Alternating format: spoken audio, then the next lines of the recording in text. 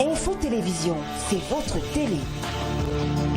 C'est la télévision du vivre ensemble, votre chaîne de proximité, 24 heures sur 24.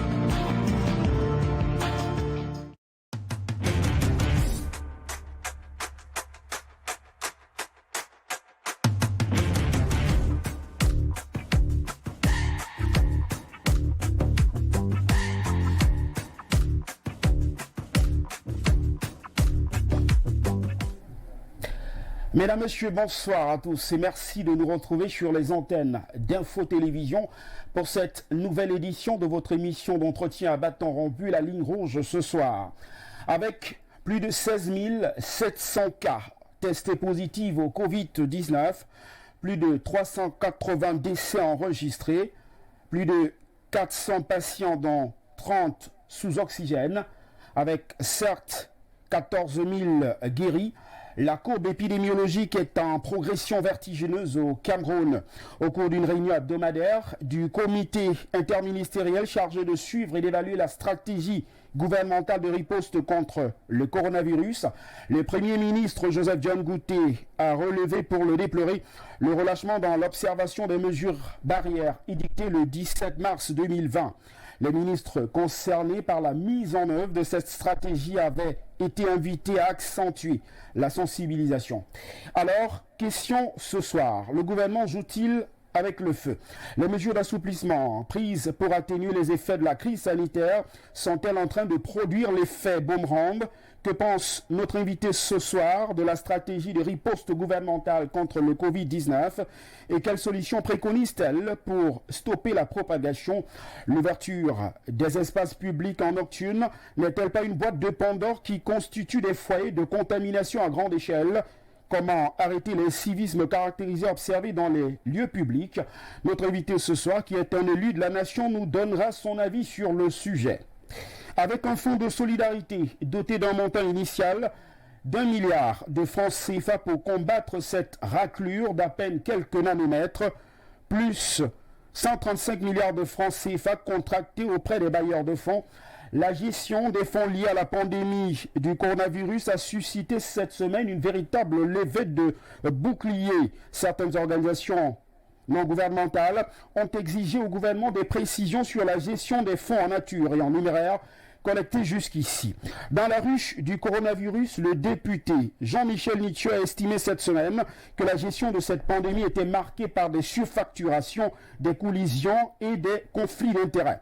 Vendredi dernier, le ministre de la Santé publique a tenu à lui répondre point par point en déplorant au passage l'absence de méthodologie dans la démarche de ce parlementaire. Que pense notre invité ce soir des mécanismes de contrôle de l'action gouvernementale? Faut-il ouvrir une enquête sur la gestion de cette crise sanitaire? La réaction de notre soir sera donc recueillie. Dans la dynamique de l'enquête réalisé au mois d'avril 2020 sur les effets de la pandémie du coronavirus, le groupement interpatronal du Cameroun a renouvelé cette expérience avec une enquête courant mai-juin 2020. Le plus ancien patronat camerounais estime à 3 139 milliards de francs CFA les pertes des chiffres d'affaires des entreprises publiques. Malgré les efforts d'adaptation des entreprises, indique le groupement, la situation de l'emploi se dégrade de manière continue dans les entreprises modernes, aboutissant inéluctablement à des mises au chômage technique chez 42,6% des entreprises et à des licenciements du personnel chez 12,4% d'entreprises. Globalement, 53 346 employés étaient déjà au chômage technique en fin juin 2020, 13 834 employés étaient déjà licenciés. Que pense notre invité ce soir de ce cri de détresse du JICAM, les mesures d'assouplissement du gouvernement et comment comprendre le mutisme des élus du peuple sur ce chômage technique et structurel en pleine expansion au Cameroun? Les discussions entre Luipol Motazé, ministre en charge des Finances du Cameroun, et les députés le 7 juin 2020 est relatif à l'orientation budgétaire avec pour objectif d'apporter des éclairages sur des actions menées par le gouvernement dans le cadre de l'amélioration des conditions de vie des populations nous servira de prétexte pour revenir sur les retards dans la mise en œuvre du plan de résilience spéciale de l'extrême nord existant depuis 2015 est plombé selon l'Argentin national par la série de crises que traverse le Cameroun. Les éclaircissements de Luc-Paul Motazé sur le taux de 15% alloué aux collectivités territoriales décentralisées, sur le chômage endémique, sur le rythme d'endettement ou encore sur les ministères budgétivores ont-ils convaincu notre invité ce soir qui faisait partie de la vingtaine d'intervenants qui a pris part à la phase de questions orales. On en parle dans le cadre de cette livraison. Dans un message adressé aux clients, c'était le 12 juillet 2020. L'entreprise en charge de la commercialisation de l'énergie électrique avait annoncé la fin de la formule expérimentale de la facturation mensuelle par estimation du fait de la plainte des clients et de l'État. En effet, ce rebasculement sur la relève systématique dans les agences où les estimations étaient expérimentées a suscité plusieurs inquiétudes. Après l'Agence de régulation du secteur de l'électricité, le 11 juin 2020, le ministre de l'Eau et de l'Énergie avait adressé une correspondance au directeur général d'Eneo, Gaston Elundo Essomba, redoutant alors des troubles à l'ordre public suite au courroux des consommateurs. Quel regard notre invité ce soir, président du mouvement national des consommateurs, jette-t-elle sur cette méthode d'estimation qui consistait à relever à une fréquence d'une tous les 2 ou 3 mois en estimation les consommations sur les 3 dernières factures.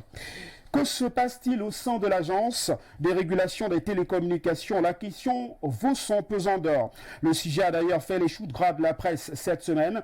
En effet, dans une correspondance du 2 juillet 2020, devenue virale sur les réseaux sociaux et frappée du sceau de la confidentialité et de l'urgence, la présidente du conseil d'administration de la RT, le professeur Justine Diffo, a adressé à Minette Liban-Lilikan, ministre des télécommunications. On a appris que la PCA de cet établissement en public souhaitait de sa tutelle le remplacement d'un administrateur véré au sein du conseil d'administration à la personne de Kaljob Simon, administrateur représentant des usagers et bénéficiaires des communications électroniques pour violation des règles d'éthique, d'égalité des chances à travers des pratiques peu orthodoxes dans le recrutement récent du personnel au sein de l'Agence de régulation des télécommunications.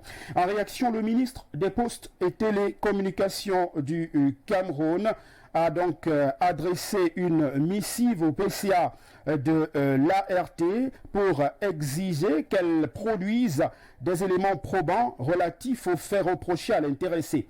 Selon la presse, dans ce qu'il convient désormais d'appeler le Diffogate, l'on a appris que la PCA de l'ART avait été pris en flagrant délit de monnayage sur les recrutements au sein de cette entité publique. Nous questionnons ce soir notre invité sur des solutions innovantes pour une viabilisation des entreprises publiques et établissements étatiques qui ont désormais une obligation de résultat.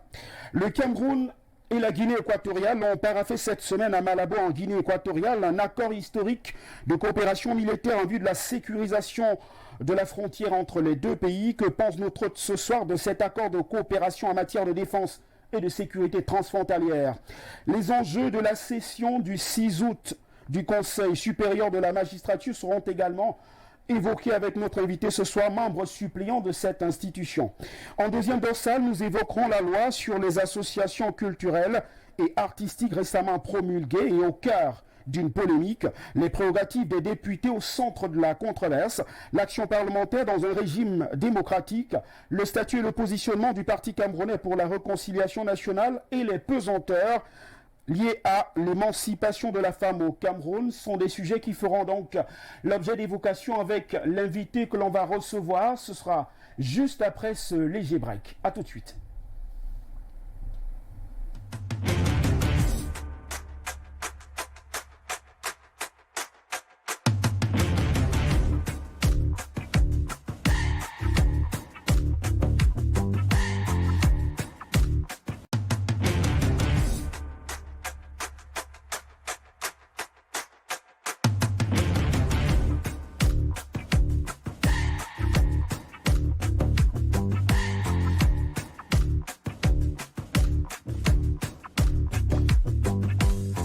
Elle est une des 61 femmes siégeant à l'Assemblée nationale du Cameroun depuis le début de la 10e législature.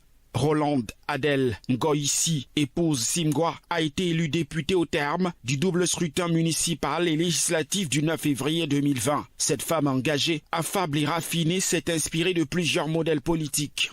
Je vais commencer par des modèles de ma carrière politique. Je vais citer Madame Françoise Foning, de Regretter Mémoire. Je dois avouer que c'est une femme qui m'a énormément marquée.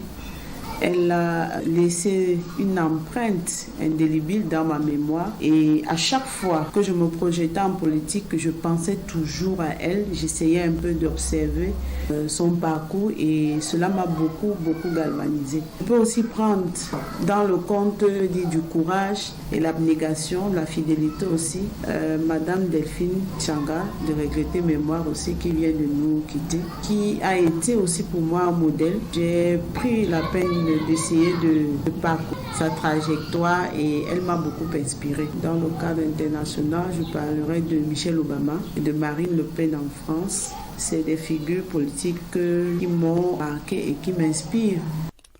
Originaire de la région du Centre, l'une des 10 régions camerounaises, c'est à Yaoundé, la capitale politique, que Rolande Adèle Ngoïsi, épouse Simgwa, a passé une bonne partie de son enfance. J'ai passé la plus grande partie de mon enfance à Yaoundé, parce que je suis née à Yaoundé. J'ai passé pratiquement les 15 premières années de ma vie à Yaoundé. Après, je suis allée dans plusieurs localités du Cameroun, parce que je dois avouer qu'en dehors de la région du sud-ouest, je connais le reste des régions de mon pays. C'est vrai qu'avec le mouvement 11 millions de citoyens et le PCRN, j'ai davantage connu l'arrière-pays, le Cameroun profond. Enseignante de formation et par vocation, Rolande Adèle Ngoïsi, épouse Simgwa, garde en mémoire l'image de son modèle professionnel. Pour ce qui est du parcours professionnel, je vous dois avouer que j'ai mon enseignante, Madame Kodo, qui m'a tenue en classe de 3e, qui m'a beaucoup façonné et déjà qui a été la motivation parce qu'à travers sa façon de faire, à travers l'admiration que j'avais pour elle, elle m'a inspiré vraiment à me consacrer à la profession d'enseignante. Toujours en quête du savoir, Rolande Adèle Ngoïsi, épouse Simgwa, dont le parcours scolaire et académique est fort élogieux, n'exclut pas la possibilité de poursuivre son cursus académique, nonobstant ses multiples occupations.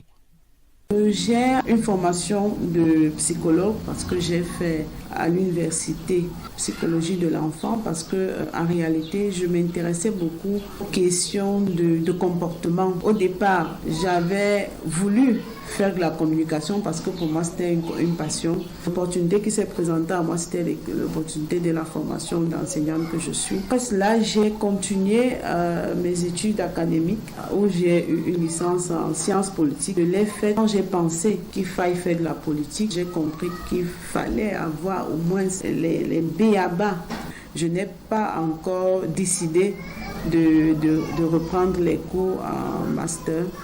Mais c'est un projet pour moi. Je compte continuer maintenant en me spécialisant justement dans le domaine du droit de la consommation parce que parallèlement, je suis présidente d'une association qui défend et qui promeut les droits et les intérêts économiques des consommateurs. Et j'ai aussi une formation en élaboration et évaluation des projets. Cette actrice de la société civile, férue de la communication, ne se définit pas comme une féministe, en dépit de son combat pour l'émancipation des femmes. Je m'inscris dans la dynamique de récompenser la femme qui s'est donnée, qui a apporté quelque chose pour la construction de notre pays, que la femme soit simplement restaurée. Donc, je ne suis pas féministe, mais je travaille ou bien je m'inscris dans la dynamique de réparer les injustices qui ont été faites de part et d'autre. Ponctuelle, rigoureuse et passionnée, Rolande Adèle Ngoïsi, épouse Simgwa, incite la gente féminine au dépassement de soi et à l'amour du travail bien fait pour réussir dans la vie. Le conseil que je peux donner et le conseil que j'ai eu lorsque j'écoute les gens, c'est celui de l'amour de ce qu'on fait. Il faut aimer ce qu'on fait. Il faut d'abord identifier ses atouts. Il faut identifier ses convictions. Maintenant, travailler à ce que cela devienne un atout pour soi. Et lorsque cela deviendra un atout, l'amour naîtra forcément. Et quand l'amour naît, on peut déplacer les montagnes lorsque cet amour naît et surtout lorsqu'elle est teintée d'un peu de foi.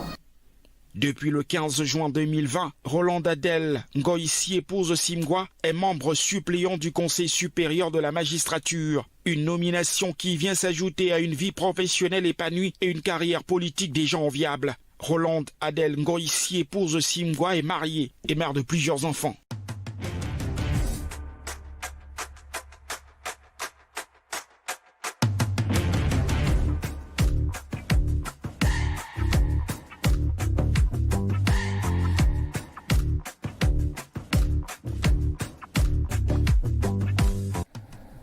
Retour dans ce studio d'Info Télévision depuis Yaoundé, en vous rappelant que cette émission La Ligne Rouge ce soir admettra l'interactivité. Vos questions et réactions seront donc recueillies par SMS au 695 38 79 46 et évidemment par WhatsApp via le même code téléphonique. Honorable Roland Adel Ngoïsi, épouse Simgwa, merci d'avoir accepté cette invitation d'Info Télévision ce dimanche.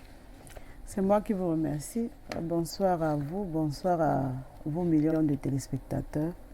Je dois avouer que ça n'a pas été facile de pouvoir caler ce rendez-vous parce que nous avons eu plusieurs fois des échanges, mais ça n'a pas toujours été chose aisée de pouvoir m'avoir sur votre plateau. Donc, je dis merci déjà à vous pour votre patience. Je suis une fois de plus enchantée d'être reçue comme je l'ai été tout à l'heure. Et j'espère que cette émission permettra d'inspirer et de convaincre davantage nos citoyens, nos concitoyens, j'allais dire. Alors, honorable Adel Roland Ngoïsi, j'aimerais qu'on commence par les questions d'actualité. Et je l'ai indiqué, les grands axes de ces questions d'actualité. La première, c'est la préoccupation majeure de bon nombre de Camerounais par ces temps de Covid. On est à pratiquement 16 700 cas, sinon plus, de cas positifs, testés positifs, j'y arrive, au Covid-19. Vous êtes élu de la nation aujourd'hui. Vous avez, comme beaucoup de Camerounais, suivi évidemment les mesures barrières qui avaient été annoncées le 17 mars 2020, mais également les mesures d'assouplissement le 30 avril de la même année. Mais l'on observe un pic de contamination. Est-ce que vous partagez l'avis de ceux qui semblent indiquer que l'assouplissement ou les mesures d'assouplissement qui avaient été annoncées ont plutôt produit l'effet boomerang pour que l'on atteigne ce pic de contamination qui devient de plus en plus inquiétant aujourd'hui? Je vais répondre simplement en vous disant que c'était prévisible parce que lorsque les premiers cas qui se sont signalés au Cameroun, nous les députés et le PCRN en général n'a fait que des propositions allant dans le sens de pouvoir maîtriser cette pandémie. On a eu en face de nous, parce que là il faut dire les choses telles qu'elles sont, parce que c'est l'exécutif qui dirige. On a eu en face de nous une sorte de réticence, ce qui a fait que on s'attendait, comme je le dis, c'était prévisible, on s'attendait à ce qu'on ait un pic.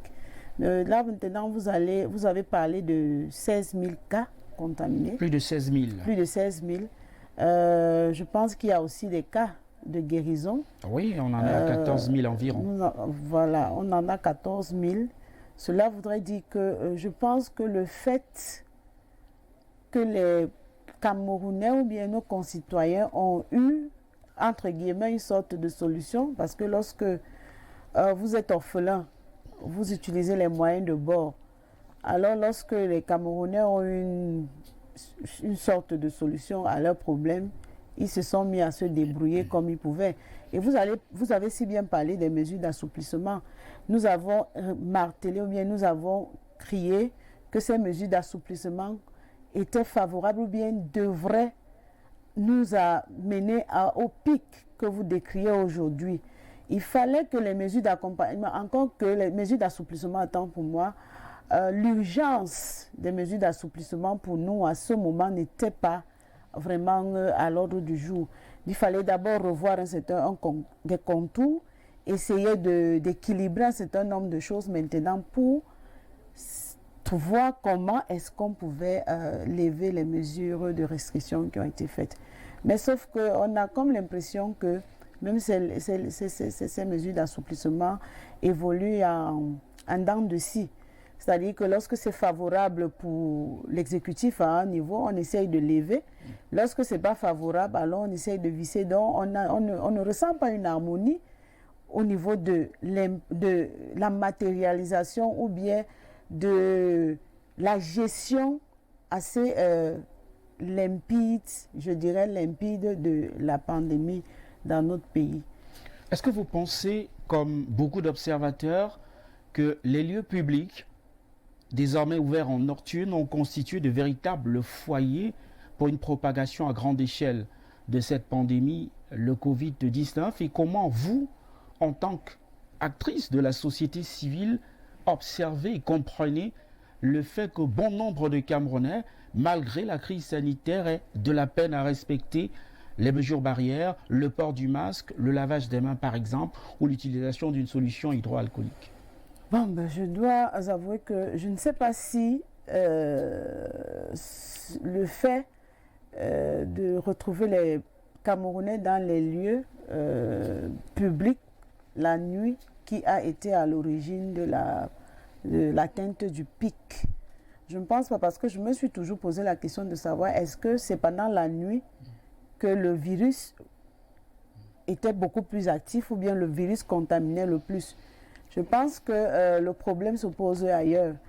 Il était question, ou bien il est question, et dans les propositions que nous avons faites à travers notre parti, notre président justement avait fait des propositions allant dans ce sens. Il était question déjà, nous avons demandé que les barrières, nos frontières soient fermées. Maintenant qu'on ait des tests massifs dans les grands foyers, parce que notamment les grands foyers, c'était Douala et Yaoundé, pour pouvoir maîtriser le flux de personnes qui étaient contaminées. Maintenant, donc, administrer à ces personnes le traitement adéquat, le protocole du traitement qui avait été arrêté par le ministère de la Santé publique. Je vais dire des choses n'importe comment, je vais dire ça comme ça vient. Il était question aussi, parce qu'en réalité, nous savons que la plus grande partie de notre économie est informelle et que lorsque les gens, et là maintenant je vais répondre à votre question, pourquoi est-ce que nos compatriotes ne prennent pas conscience de l'ampleur de la maladie? Moi j'ai envie de répondre que la plus belle femme du monde ne pouvant donner que ce qu'elle a, qu'est-ce qu'il pouvait bien faire? Quand vous avez une maman qui a 5-6 enfants qu'elle doit nourrir et que c'est le poisson qu'elle braise le soir en bordure de route qui lui permet d'avoir les revenus pour pouvoir satisfaire sa maisonnée, qu'est-ce qu'elle va bien faire? Elle va rester à la maison et mourir de faim avec ses enfants, ou alors de prendre le risque d'aller continuer son activité commerciale pour pouvoir subvenir aux besoins de sa famille. On avait demandé, moi particulièrement, j'avais demandé des mesures d'accompagnement. Et là, il fallait mettre à contribution nos collectivités territoriales décentralisées qui, ma foi, étaient les mêmes à mieux maîtriser la gestion de cette pandémie. Il fallait pas, parce que lorsqu'on a vu, ou bien c'est pourquoi je pense que c'est le motif même de ces interrogations, lorsqu'on a vu, ou bien lorsqu'on voit qu'il y a une hypercentralité dans la gestion de la pandémie et qu'au niveau des collectivités territoriales décentralisées qui devraient en principe être au centre de tout, parce que c'est elles qui sont en contact avec les populations, c'est elles qui maîtrisent les populations, c'est elles qui peuvent apporter des solutions efficaces qui s'opposent à nos populations.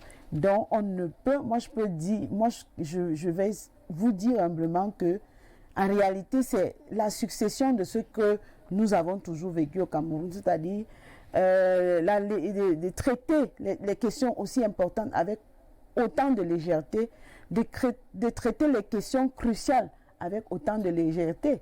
Nous avons aujourd'hui la pandémie.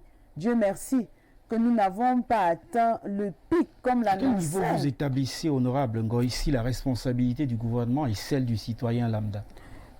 je dois vous dire que la protection, dans un État structuré, la protection revient à l'État. L'État a une responsabilité de protéger ses populations. Maintenant, lorsque vous devez protéger vos populations, vous devez penser à l'épanouissement de votre population. Et lorsqu'on pense à l'épanouissement de sa population, on met des mécanismes en place pour pouvoir permettre à sa population de respirer. Parce que les Camerounais, ils ne respirent pas, ils sont asphyxiés, ils vivent dans cette asphyxie.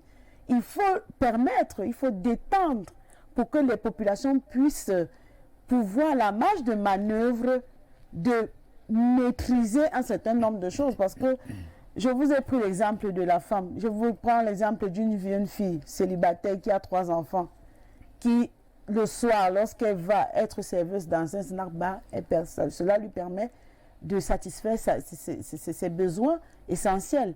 Cette jeune fille, lorsque vous allez prendre des mesures aussi drastiques que celle-là, elle ne pourra pas subvenir à ses besoins. Et là, ça va poser d'autres problèmes qui vont s'accumuler et ça deviendra une gestion impossible.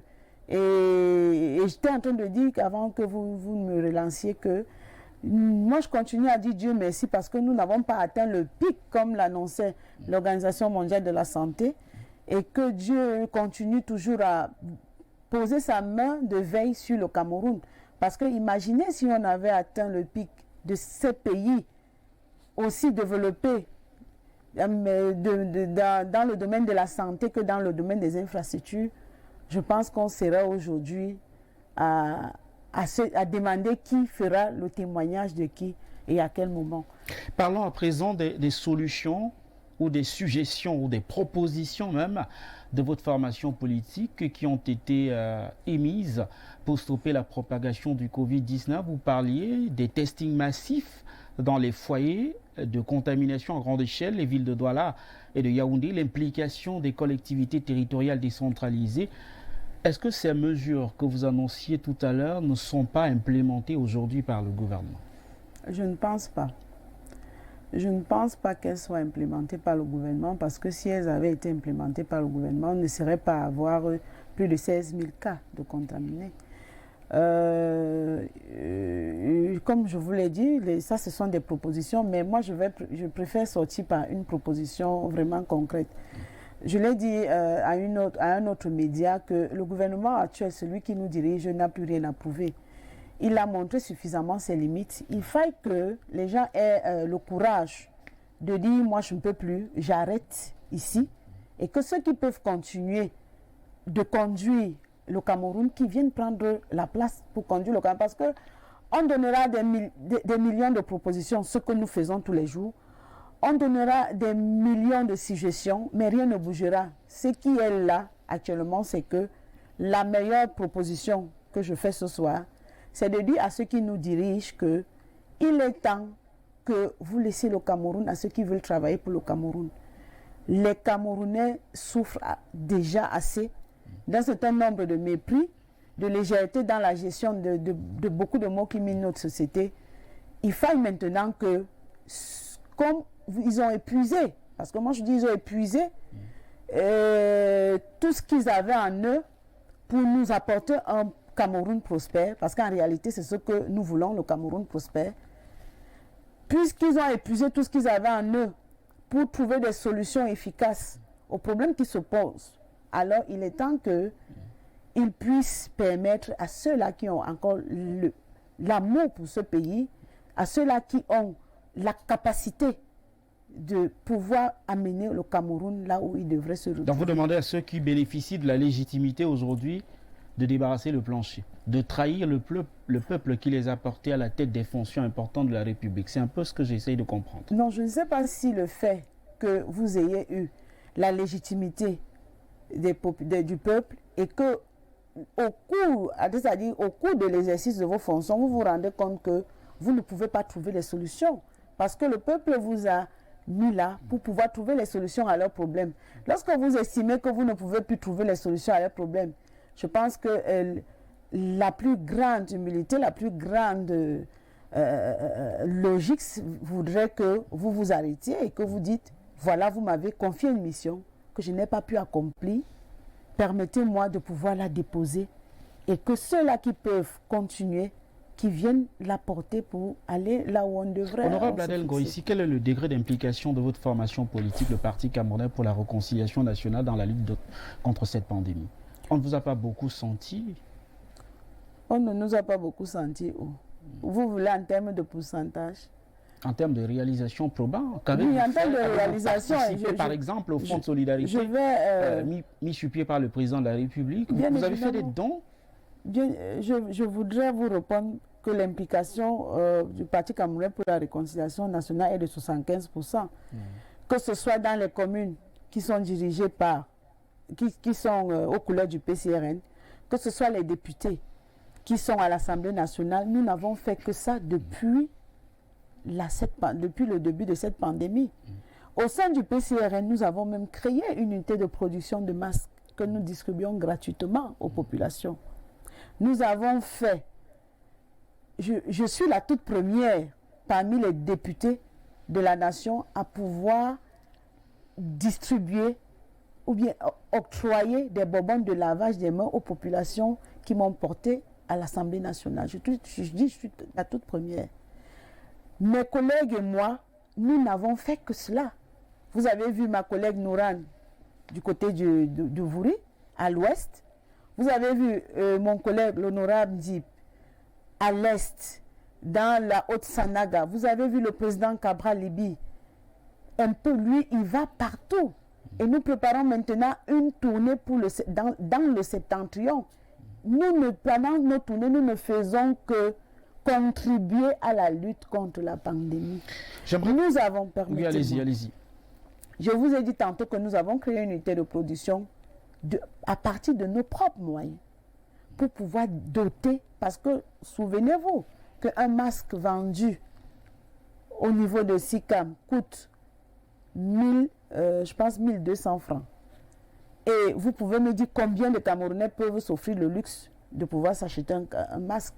Encore qu'à la rentrée qui avait été arrêtée par le Premier ministre, il était clairement établi que les élèves devaient... l'une des conditions pour l'accès dans les salles de classe était le port du masque.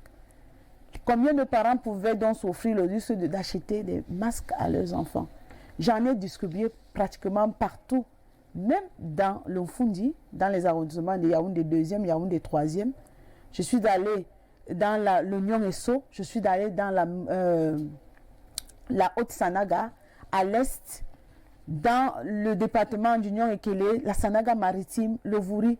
Nous n'avons fait que cela. Donc je vous dis, et à côté de cela, les députés ont, dans l'effort de lutte pour éradiquer cette pandémie, nous avons donné au Premier ministre, via le président de l'Assemblée nationale, une contribution à hauteur de 100 millions de francs. Les députés PCRN en ont contribué. C'est pour vous dire que nous, depuis le début de cette pandémie, nous ne vivons que pour doter nos populations du nécessaire pour qu'ils ne puissent pas se contaminer. Honorable Adel Ngoïssi, parlons justement d'argent. J'aimerais qu'on aborde ce sujet. Toute la semaine, la presse est largement revenue sur le pamphlet d'un de vos collègues, l'honorable Jean-Michel Nitieux, qui, par voie de presse, interpellait le ministre de la Santé publique au sujet de la gestion des fonds collectés dans le cadre de la lutte contre le Covid-19.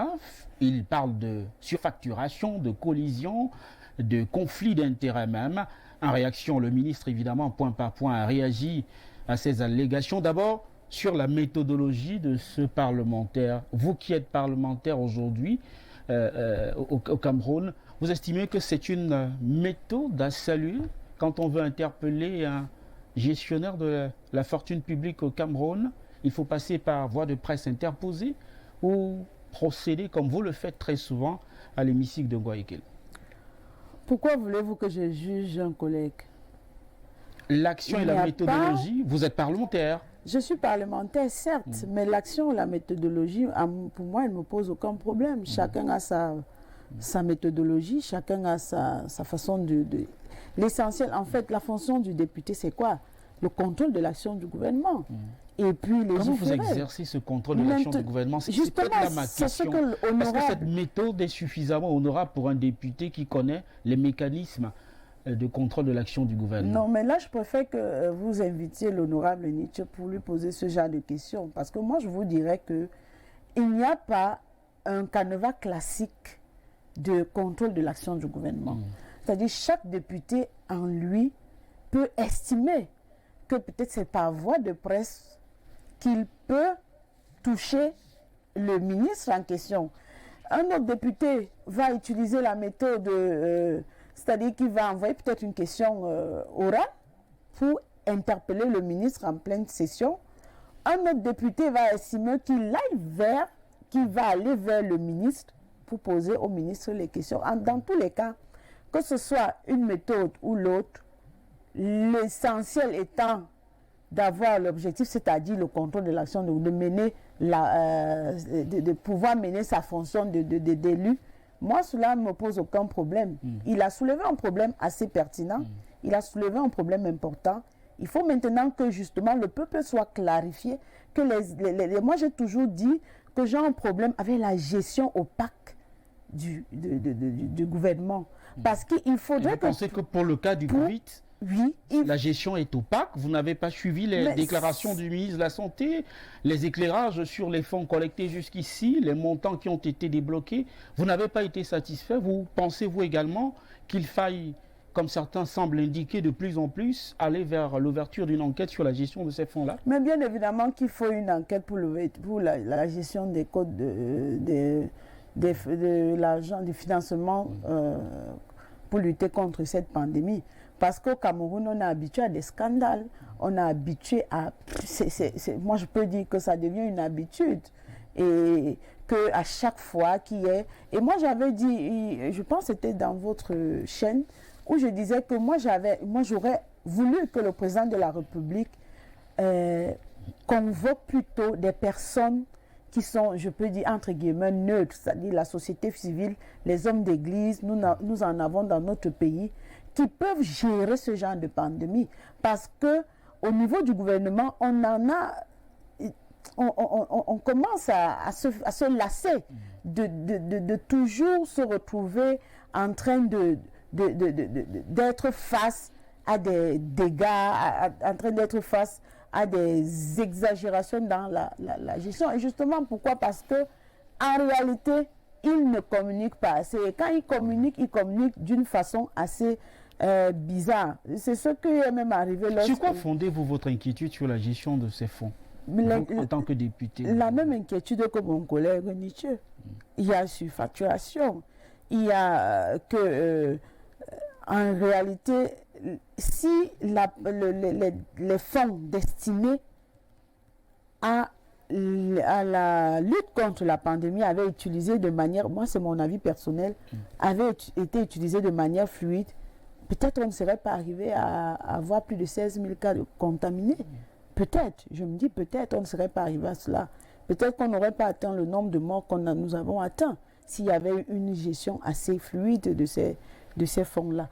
Donc, c'est la même inquiétude, celle de tous les Camerounais, de savoir qu'est-ce qui se passe. On vit dans un pays, on ne comprend pas ce qui se passe, chacun fait, c'est-à-dire que c'est des histoires de tiroirs, des histoires de couloirs.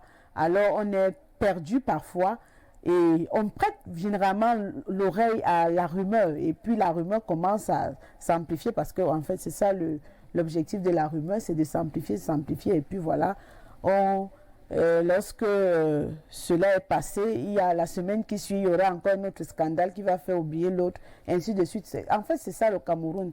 C'est un pays qui est assez curieux et je pense que sur la planète, il n'y en a pas beaucoup comme le Cameroun. Parlons à présent des dégâts collatéraux liés justement à cette crise sanitaire. Le GICAM cette semaine a évoqué un chiffre. On parle de 3139 milliards de francs CFA de perte de chiffre d'affaires.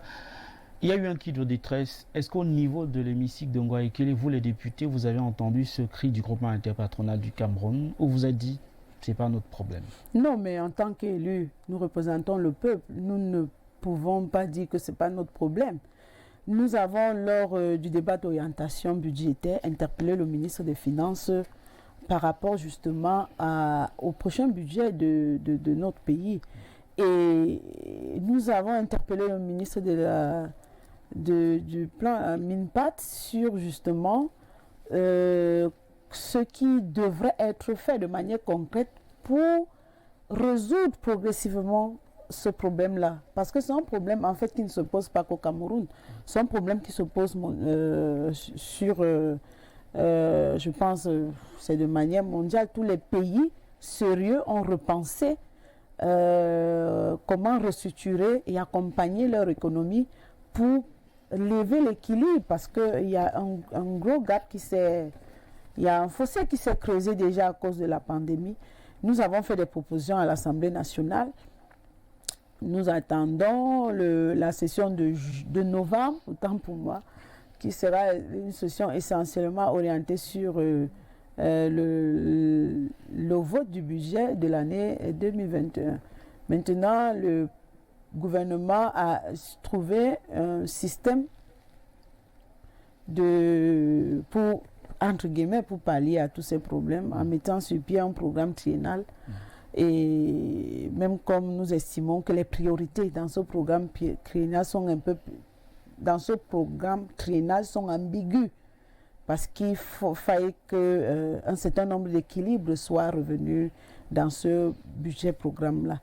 Donc nous n'avons pas, non pas du tout, nous travaillons même tous les jours avec toutes ces, parce que lorsque nous ne sommes pas en session, nous continuons quand même l'activité. Nous rencontrons les ministres, nous rencontrons un certain nombre de personnes pour justement apporter nos propositions de solutions par rapport à tous les problèmes qui se posent, parce que nous sommes attentifs à tout ce qui se pose comme problème. Je tiens à vous rappeler que nous nous inscrivons dans la dynamique de diriger le pays. Donc, nous avons intérêt à prêter oreille à tout ce qui se passe, quelle que soit l'activité. Nous prêtons oreille et nous cherchons toujours à apporter des solutions dans tous les domaines, ou bien dans tous les problèmes qui se posent. Nous ne nous consacrons pas, ce que nous évitons, c'est de prêter oreille aux choses qui ne nous amènent pas à évoluer vers notre objectif. Parlons à présent de l'argentier national, vous l'indiquiez tout à l'heure, Louis-Paul Motazé, qui évidemment était face aux élus du peuple. C'était le 7 juin dernier dans le cadre de débats sur l'orientation budgétaire. J'aimerais qu'on en parle de manière spécifique pour comprendre si évidemment les éclaircissements de l'argentier national vous ont satisfait. D'abord au sujet, j'y arrive, du plan de résilience spéciale de la région de l'extrême nord. Louis-Paul Motazé a indiqué que cela date depuis 2015, mais il s'agit finalement d'un plan qui est plombé par la crise ou les crises successives que connaissent notre pays, qui devait être financé à la fois par la Banque mondiale, mais également l'État du Cameroun, pour ne citer que ces deux bailleurs de fonds-là. Vous avez été satisfait par cet éclairage au sujet de ce plan de résilience spéciale de l'extrême nord, l'une des régions touchées depuis 2014 par une crise due justement aux exactions de Boko Haram? Pour cette question précise, il faut avouer que les parlementaires ont beaucoup insisté, beaucoup plus ceux de la zone septentrion, beaucoup insisté pour que ce plan-là soit effectivement, ce programme soit effectivement mis sur pied, implémenté comme il avait été projeté. Mais comme le ministre des Finances, comme tout le reste des ministres qui sont passés devant l'Auguste Chambre, n'ont pas pu donner, pour moi, ça c'est mon avis à moi, ça c'est mon ressenti, parce que je pense que c'est la question que vous me posez, c'est de savoir si j'ai été satisfaite. Puisque vous faisiez partie des Justement, j'ai dit je n'ai jamais été satisfaite, que ce soit pour cette question, que ce soit pour toutes les questions qui ont été posées au ministre des Finances. C'est-à-dire le ministre des Finances a voulu nous démontrer par des théories assez ambiguës, avec des alchimies qui sortent même de l'ordinaire, je pourrais même dire surnaturelles, qu'en réalité, le gouvernement maîtrisait la situation et qui n'était qu'une question de temps. Vous l'avez dit tout à l'heure, c'est un programme qui a été mis sur pied depuis 2015. Mais il faut l'argent, honorable ici. Mais si vous mettez sur pied quelque chose et vous ne savez pas comment faire pour avoir de l'argent, pourquoi est-ce que vous devez le projeter sur quelque chose? Vous ne savez pas où prendre l'argent, mais vous projetez quand même, vous vous dites que je vais, je ne sais pas moi, vous qui reprochez au gouvernement, je vais m'acheter une chaussure. C'est peut-être une anticipation. Anticipation, mais lorsqu'on anticipe, on sait quand même là où on va trouver les moyens pour anticiper. Vous ne pouvez pas être que vous avez un revenu mensuel de 2000 francs, je dis n'importe quoi, et que vous projetez que dans 3 mois, vous allez vous offrir une chaussure qui coûte 50 000 francs. Ça sort du naturel, ça devient du surnaturel. Et là, je dis, ce n'est que ce que le ministre a fait, nous démontrer de manière surnaturelle que, en fait, le Cameroun était en train de chercher l'argent pour pouvoir trouver des solutions à ces problèmes-là. Encore que, lorsqu'on parle de résilience, il faut comprendre que la résilience économique essaie de toucher plusieurs aspects.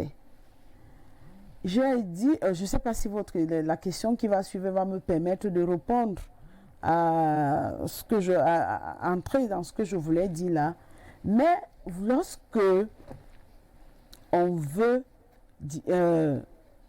sortir, c'est-à-dire améliorer les conditions des populations, il est hors de question que on prenne une sorte, c'est un peu comme la loi, le Code général de la décentralisation.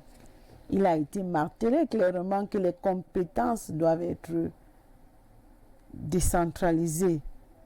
Il devait revenir maintenant aux collectivités territoriales un certain pouvoir de gérer localement leurs problèmes. Et il avait été dit clairement dans cette loi que 15% du budget de l'État devait être alloué. Mais là, maintenant, on a comme l'impression que c'était des effets d'annonce. Comment est-ce qu'on peut se projeter en s'asseyant, en élaborant une loi? Ce n'était pas une proposition de loi, mais c'était un projet de loi. Le ministre des Finances, sur cette question, pour vous relancer, ne vous a-t-il pas donné quelques éclairages, puisque des sources concordantes indiquent que Paul Motazi a parlé de l'ouverture d'un compte séquestre à la Banque d'émission de la sous-région Afrique centrale, la BEAC, qui était alimenté mensuellement. Cela ne vous a pas satisfait sur le fait que le gouvernement travaille sur l'implémentation de ces 15% alloués aux collectivités territoriales décentralisées? Je ne sais pas si vous, mais de mémoire de journaliste, certainement vous avez souvenance. Combien de fois est-ce que ce gouvernement nous a fait des annonces aussi spectaculaires que celle-là et qui n'ont jamais été réalisées? Je continue à dire que le ministre ne nous a pas satisfait parce qu'il a démontré que l'argent devrait être, on devrait aller chercher l'argent à tel endroit pour revenir, en fait c'était comme, à un moment même j'étais perdue dans ma tête parce que je cherchais à le suivre pour comprendre où est-ce qu'il veut aller. J'ai cherché à le suivre, mais je dois avouer que je me suis rendue un peu entre ce qu'il était en train de dire et entre ceux qui se vivaient dans les collectivités ou bien dans nos différentes régions. Parce qu'on avait comme l'impression que c'est un ministre qui est décalé de la réalité. Alors, ici, est-ce que c'est possible?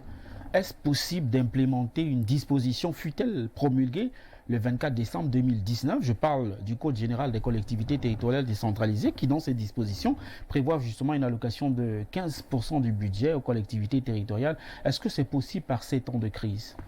Est-ce que c'est même réaliste? Donc, vous êtes donc en train de me rejoindre en disant que l'exécutif ou bien le gouvernement actuel a démontré par A plus B qu'ils ne peuvent plus gouverner le Cameroun. Pourquoi cela n'est pas possible? Qu'est-ce qui fera en sorte que cela ne soit pas possible? C'est possible. Lorsque une loi est promulguée, on va chercher à concevoir des décrets d'application. Ces décrets d'application voudraient justement, ces décrets d'application précisent un certain nombre de choses qui doivent, lorsque une loi a été votée et puis promulguée, je ne vois pas qu'est-ce qui fera en sorte qu'elle ne soit pas implémentée. Qu'est-ce qui manque à notre gouvernement pour ne pas implémenter cela? Qu'est-ce qui manque? Il est question juste de la mauvaise gouvernance. Il est juste question de la mauvaise gestion d'un certain nombre de choses parce qu'il y a des priorités où vous trouvez qu'il y a un budget qui est alloué à un secteur. D'ailleurs, le budget il est déséquilibré lors du dispatching, il est déséquilibré parce que je n'arrive pas jusqu'à présent à comprendre comment, depuis 2001, à la conférence d'Abuja, des présidents, à la conférence des présidents d'Abuja, il avait été clairement dit que les États d'Afrique devaient octroyer 15% du budget aux questions de santé publique. Que depuis 2001 jusqu'à 2020, que le budget alloué à la santé publique aussi entre 6,5 et 7%. Vous allez me dire que justement c'est parce que le gouvernement n'a pas les moyens de pouvoir implémenter cette disposition d'une clause qu'il a lui-même s'est assigné que je vais désormais faire cette chose. Il n'a pas été obligé, il n'a pas été contraint, il n'y a pas de contrainte. Et lorsqu'il faut donc maintenant appliquer cela, que l'on vienne nous dire que c'est à cause de la pandémie et que la pandémie cette pandémie a miraculeusement été l'obstacle de toutes, même les projets qui ont été élaborés depuis 10 ans, à chaque fois que le ministre vous arrive devant vous, il vous dit la pandémie nous a empêchés. La pandémie. Et un collègue a posé la question à l'Assemblée, à savoir, lorsque la pandémie va passer, on espère que tous ces projets seront implémentés. Parlons à présent de vos activités. Vous êtes membre de la société civile. L'on a évoqué également cette semaine la question de l'estimation des factures d'électricité. On ne vous a pas beaucoup senti dans ce combat, alors qu'il y a eu des plaintes, il y a eu un sentiment de colère des consommateurs, bien avant évidemment que l'entreprise en charge de la commercialisation de l'électricité ne rectifie le tir par voie de communiquer. Comment vous, en tant que présidente du mouvement national des consommateurs, vous avez d'abord accueilli cette annonce, Béné? Vous dites, vous ne nous avez pas trop senti. C'est vrai, vous ne nous avez pas trop senti dans les médias. Vous ne nous avez pas trop senti dans tout ce qui s'est dit là. Pourquoi? Parce que le combat de la facturation de l'électricité, c'est un vieux combat. C'est un combat qui date. Nous, le mouvement national des consommateurs avec l'association des consommateurs d'électricité a initié une action commune. Et actuellement, nous avons porté plainte à Eneo, au tribunal de grande instance ici à Yaoundé. Et l'affaire est en justice. Nous suivons tranquillement et posément notre procès parce que nous en avons ras-le-bol. Nous avons écrit à tous les ministères tutelles parce qu'en réalité, il faut préciser qu'une association de défense des droits des consommateurs, telle que la loi est disposée, a un certain nombre de prérogatives. Une association de défense des droits des consommateurs se limite à faire des plaidoyers, à dénoncer, à éduquer et à sensibiliser les populations. Étant association de défense des droits des consommateurs, on a aussi le droit à faire recours à la justice lorsqu'on estime que les droits sont abusés ou bien nos droits sont abusés. C'est de ça qu'il est question. Les ministères sectoriels ont le rôle de répression et d'arbitrage. Et entre autres, on a l'agence de régulation du secteur d'électricité ARCEL. Nous sommes allés à ARCEL. Nous avons porté des plaintes, des milliers, je dis même des milliers de fois. Nous sommes allés parce qu'au niveau de ARCEL, il y a tout un processus où, lorsque vous portez plainte, quand vous avez un problème, lorsque vous portez plainte au niveau de ARCEL, ARCEL organise des audiences où vous avez le service les responsables juridiques de ENEO, les plaignants, ceux qui ont des conseils sont là et les associations des consommateurs. Nous avons assisté à plusieurs audiences au niveau de l'ARCEP. Nous n'avons pas eu satisfaction. Nous avons donc estimé maintenant porter nos plaintes au niveau des juridictions supérieures. Et nous y sommes. C'est pourquoi je ne peux pas faire un commentaire. Vous pouvez pas je ne peux plus me mettre à faire autant de déclarations sur un procès qui est en justice. Nous attendons justement que justice soit rendue et que ENEO soit frappé de la manière la plus rude. Parce qu'on ne peut pas s'amuser avec les revenus des pauvres citoyens, c'est-à-dire des Camerounais qui peinent à pouvoir payer l'électricité c'est-à-dire, on n'a même pas d'abord cette électricité, c'est-à-dire en termes de qualité de service. On n'a pas cette qualité de service. Maintenant, s'il faut venir faire la surenchère sur ce qui n'existe même pas, moi je pense qu'il faudrait que la société ENEO soit... Bon, je ne vais pas influencer les décisions de justice, mais je parle en tant que consommateur courroucé. Je rappelle que cette affaire, comme vous l'indiquiez donc pendant devant cette juridiction, on va donc s'éviter de tout commentaire et laisser le droit et la justice suivre son cours sur ce dossier. On va évoquer deux autres sujets avant d'en venir aux questions thématiques qui constituent la deuxième articulation de cette émission. Le Cameroun et la Guinée équatoriale, on a presque sabré le champagne cette semaine pour dire que finalement un accord de coopération en matière de défense et de sécurité transfrontalière a été paraphé. Honorable, vous n'avez pas été également ému, comme beaucoup de Camerounais, en se disant, finalement, le pays est gouverné? Non, vous savez, moi, je reste sur ma trajectoire du début. Attendons voir, c'est ce que moi, je peux dire par rapport à ça. Bon, félicitations au ministre de la Défense. Vous voyez qu'en dépit des récriminations, il y a finalement un commandant à bord. Je ne sais pas si... dans mon développé, j'ai laissé transparaître qu'il n'y avait pas un commandant. J'ai dit juste qu'ils ont donné ce qu'ils avaient à donner. Maintenant, là, cette réserve est épuisée. Il est temps qu'on puisse passer le témoin. C'est ça que je n'ai jamais dit qu'il n'y a pas de commandant dans ce... Je n'ai jamais dit cela. Je ne pourrais même jamais le dire. Il y a quelqu'un qui dirige le pays avec ses collaborateurs, mais je dis, il y a que ces personnes-là sont arrivées à épuiser tout ce qu'ils avaient en eux pour pouvoir diriger, parce que les défis sont énormes en réalité. Nous nous inscrivons sur la marche de Cameroun émergent, Cameroun émergent, Cameroun émergent. Alors ce sont des défis, et ces défis ont besoin des hommes d'une certaine niaque, je peux le dire, si je peux m'exprimer ainsi, pour que ces défis-là, nous puissions les relever. On n'a plus besoin de rester dans le classicisme. Il faut bouger avec le monde qui bouge. On voit d'autres pays qui décollent. Il faudrait que le Cameroun décolle. C'est ça qu'il est question. Un mot sur la session du mois d'août du Conseil supérieur de la magistrature. Vous avez été à la surprise agréable pour plus d'un nommé membre suppléant du Conseil supérieur de la magistrature. Certains ont cru voir à travers cette nomination une sorte de récompense pour bon et loyaux service.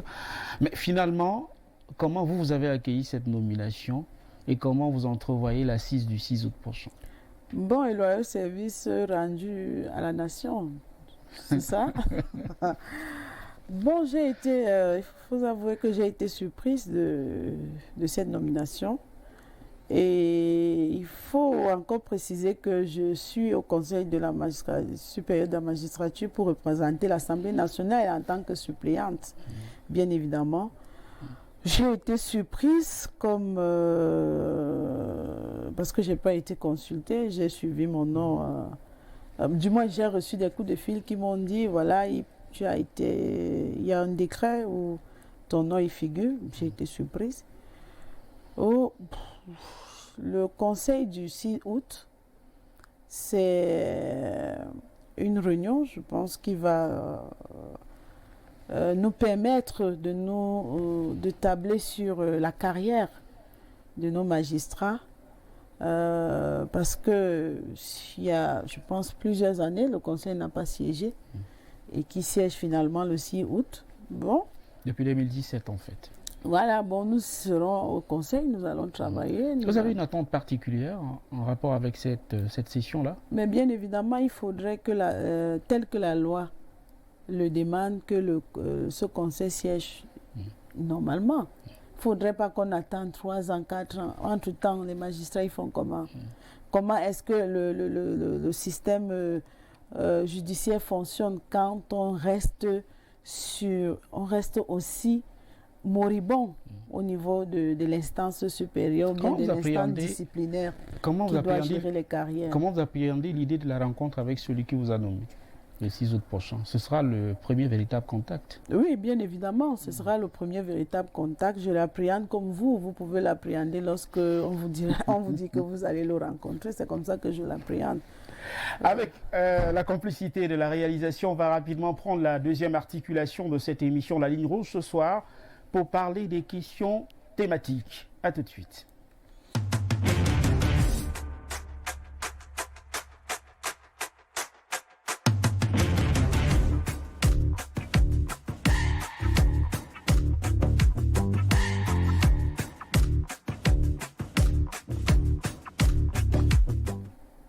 Honorable Roland Dadel Ngoïsi, épouse Simgwa, j'aimerais qu'on aborde une question. Vous avez, vous également, pris part aux travaux en commission. Il me semble que c'était très exactement le 29 juin dernier, la commission des affaires sociales, où vous avez évoqué le projet de loi qui est devenu une loi et d'ailleurs qui a été promulgué le 20 juillet dernier, la loi sur les associations culturelles et artistiques. Et pendant votre plaidoyer en commission, vous indiquiez que cette loi, promulguée par le président de la République, comme je l'ai indiqué, était une loi anticonstitutionnelle et même liberticide. Est-ce qu'aujourd'hui, vous avez encore le sentiment que c'est le cas? Je ne sais pas, anticonstitutionnel ou bien j'avais relevé qu'il y avait de l'ambiguïté. Il y avait des ambiguïtés au niveau de cette loi, surtout lorsqu'on relisait le préambule de notre Constitution, où le préambule dit clairement que chaque citoyen est libre de pouvoir. Les citoyens sont libres, il y a la liberté d'expression, la liberté d'association. Lorsque nous avons une loi qui régit les activités culturelles, artistiques et culturelles, et qu'en lisant, en parcourant cette loi, on a l'impression, la nette impression qui se dégage que l'État voudrait maîtriser ou contrôler la liberté de se regrouper ou bien de s'associer, j'ai trouvé qu'il y avait un peu d'ambiguïté.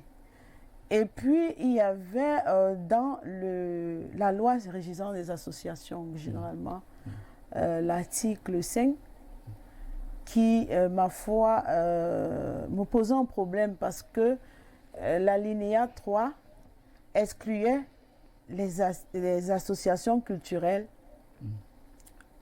sur le champ de pouvoir souscrire à un agrément pour fonctionner. Alors, spécifiquement sur cette question, vous évoquez, est-ce la loi du 19 décembre 2019 sur les libertés d'association ou celle complétée et modifiée par celle du 20 juin 2019, 2019 je crois. 2009.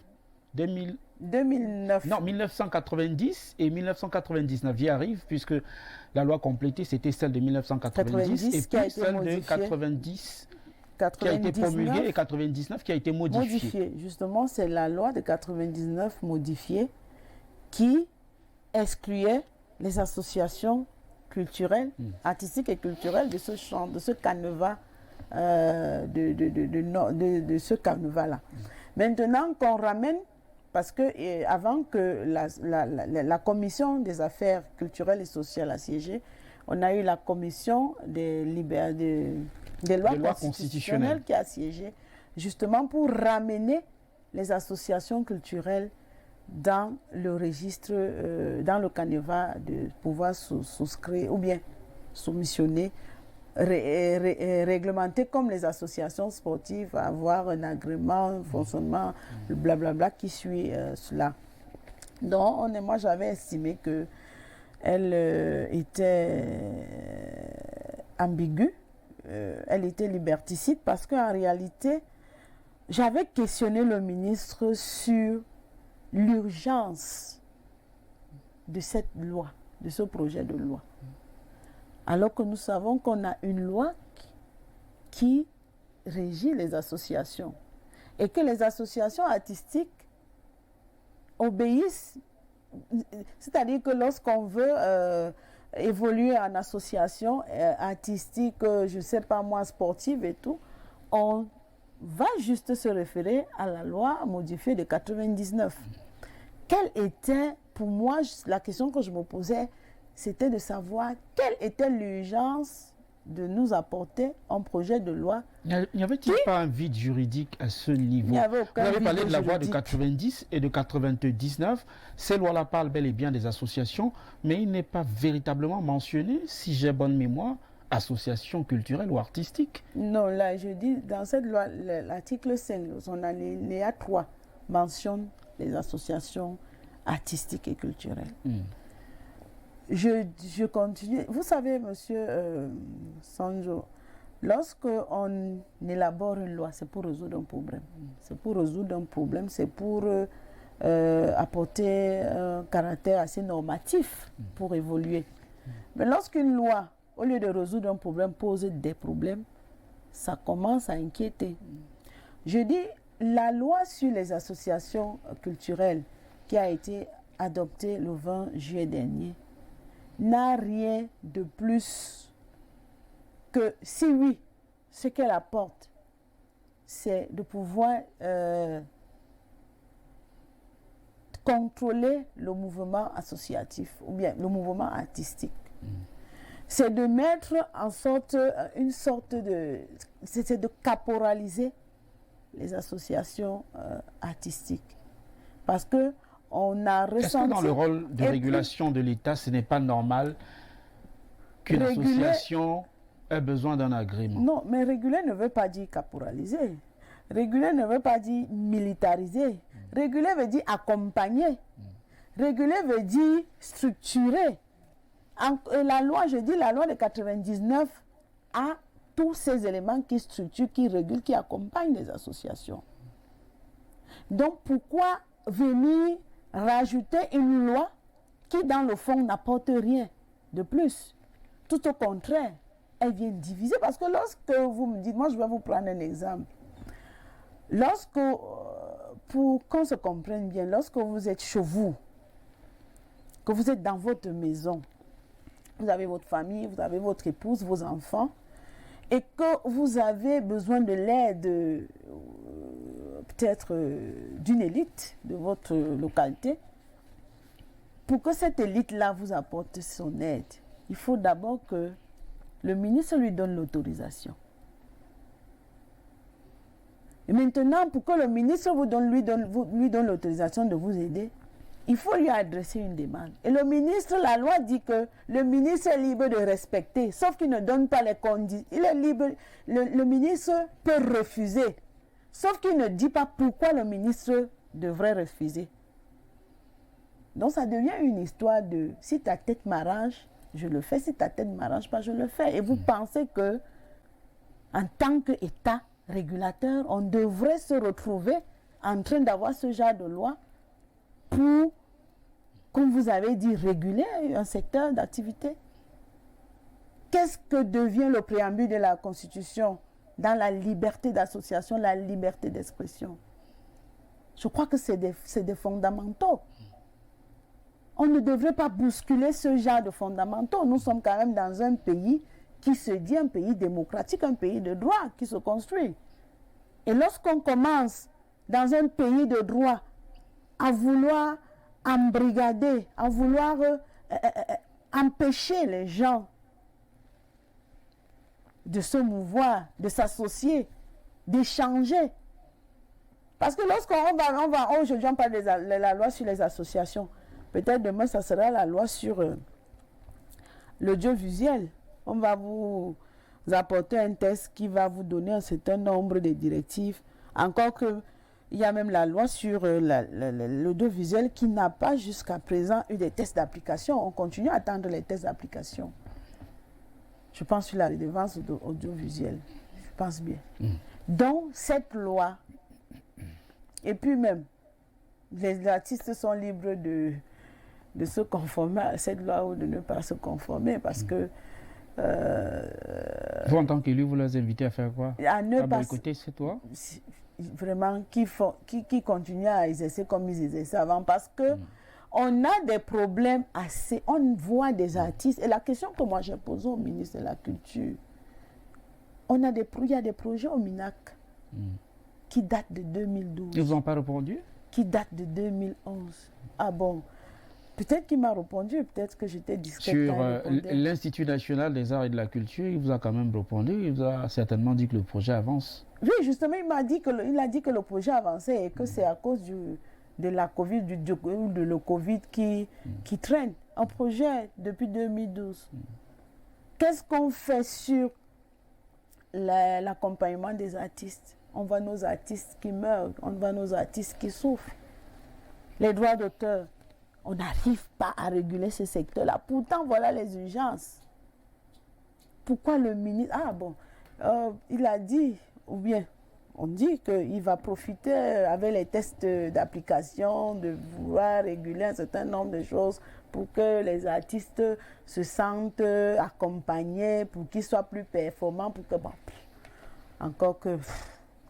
Je dis, c'est décevant. Moi, cette loi, c'était tout sauf... une loi qui doit être appliquée dans un état de droit, dans un état qui se dit démocratique. Restons à l'Assemblée nationale avec vous pour parler d'un sujet qui a suscité également la curiosité des hommes de médias, les 4 milliards. Les 4 milliards destinés à l'achat de vos véhicules et autres commodités. Vous avez été satisfait par la répartition, l'honorable Ngoïsi? Je ne sais pas ce que vous entendez par satisfait par la répartition. Vous avez eu combien? Demandez-moi que vous avez eu combien. Justement, c'est la question. Là, maintenant, la répartition, ce n'est pas moi qui répartissais. Je ne sais pas ce que les autres ont eu. Je sais ce que j'ai eu. Moi, j'ai eu 10 millions de francs pour la dotation du véhicule, pour, le crédit automobile. J'ai eu 10 millions de francs pour m'acheter un véhicule. Et... Vous savez que je suis élu, c'est vrai, je suis l'élu de la nation, mais c'est une circonscription qui me porte au niveau de l'Assemblée nationale qui est extrêmement enclavée. Ce matin, quand j'étais dans le canton d'Orbatiek, c'est à Herba, au village de Herba, c'est dans l'arrondissement de Bodmakak. Lorsqu'on prend l'autoroute, on a pris l'autoroute, et nous sommes entrés, c'est pratiquement 87 km jusque là où j'étais. Si je vous montre dans mon téléphone les vidéos que j'ai faites, il faut comprendre que c'est un parcours de combattant. Et je ne peux aller là-bas à pied parce que je suis allée aujourd'hui pour répondre aux besoins des populations. C'est-à-dire qu'il y avait un besoin urgent, il y avait une salle, il y avait un établissement où la toiture s'est envolée. Et les élèves ne pouvaient plus continuer à aller en classe. Je suis donc allée là-bas. C'est vrai que j'ai envoyé des équipes avant qui ont commencé le travail. Aujourd'hui, c'était la réception de ce travail-là. Et maintenant, il fallait que j'aille aussi rencontrer mes populations pour leur dire, pour pouvoir échanger avec elles. Et de là, j'ai aussi encore récolté des doléances qui me permettront de satisfaire, d'améliorer leur quotidien.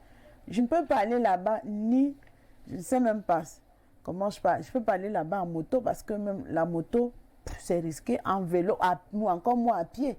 Et vous comprenez avec moi que 10 millions de francs ne peut pas te permettre de t'acheter un véhicule pour nos routes aussi enclavées. J'ai reçu 10 millions de francs.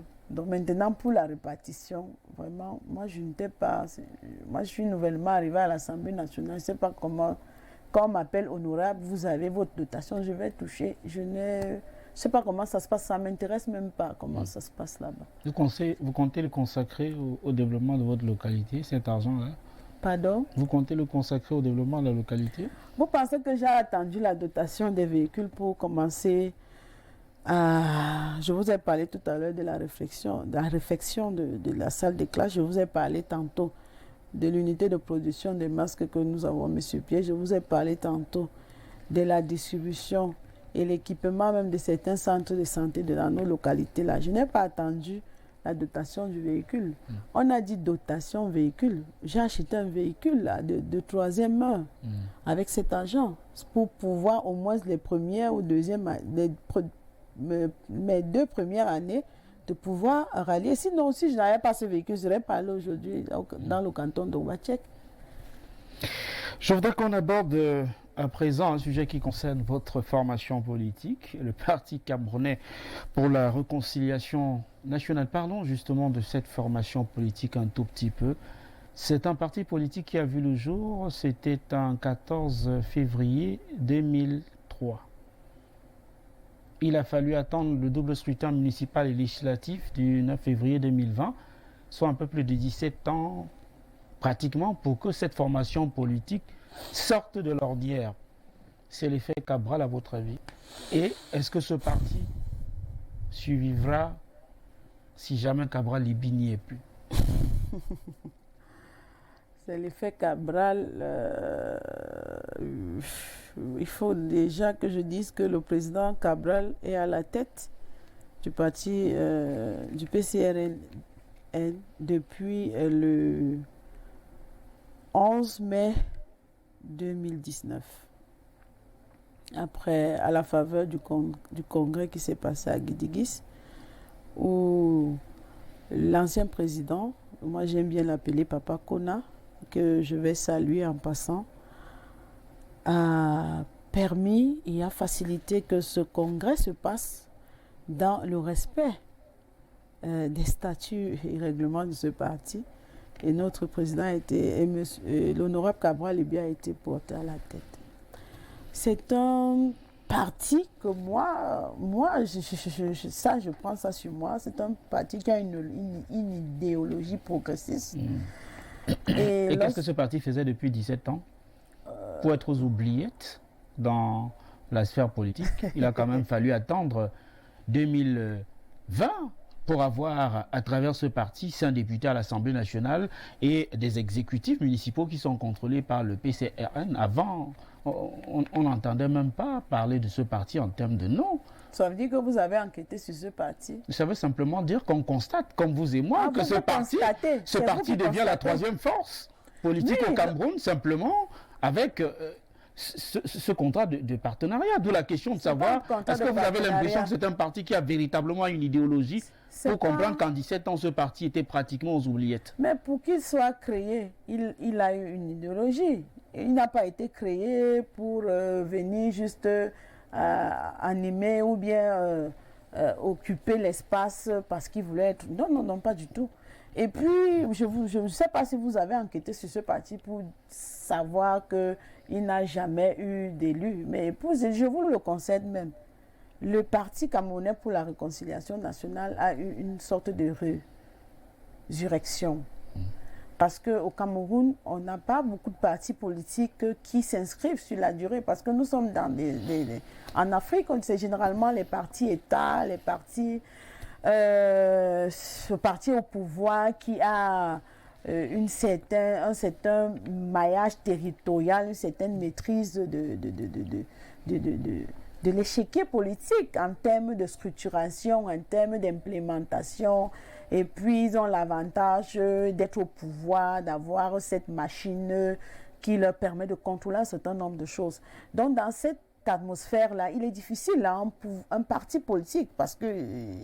essayez un peu de convoquer votre mémoire, vous verrez que les partis qui émergent ne sont pas beaucoup. Il y a des partis qui peuvent avoir une ascendance. À un moment, ils piétinent sur pied, ils piétinent sur place. Et puis, à un moment, c'est une sorte de courbe qui monte et puis qui descend. Bon, c'est la réalité de notre environnement politique. Mais je dirais que, moi je suis en train de vous répondre en vous disant que nous nous inscrivons sur la durée. Je l'ai dit tantôt, nous sommes là pour diriger ce pays. Et lorsque nous sommes entrés en politique, moi depuis 2017 seulement, lorsque nous sommes entrés en politique, nous ne sommes pas entrés en politique pour s'amuser. Avant d'entrer en politique, on a pris le temps d'observer, on a pris le temps de pouvoir jauger les tenants et les aboutissants de ce sur quoi, là où on allait, ce sur quoi on s'avançait. C'est pourquoi aujourd'hui, on a l'impression que nous sommes là depuis. On a pu, en 2020, séduire, parce qu'il s'agit de séduire. Depuis 2018 même déjà, on a séduit les Camerounais.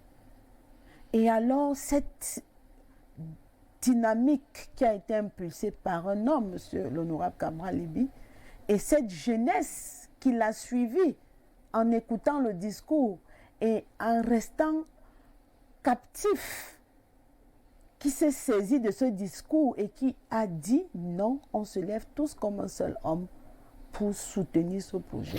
C'est de ça qu'il est question. Oui. Et qu'à cause de cela, à cause de cette audace, il n'est pas question que le parti camerounais pour la réconciliation nationale puisse sombrer parce qu'à sa tête, le président Cabral Libye n'est plus là. Le président Cabral Libye vous l'a dit qu'en 2020, il y aura des Cabral Libye. J'en fais partie, je suis une Cabral. Nous identifions, nous sommes des cabralistes.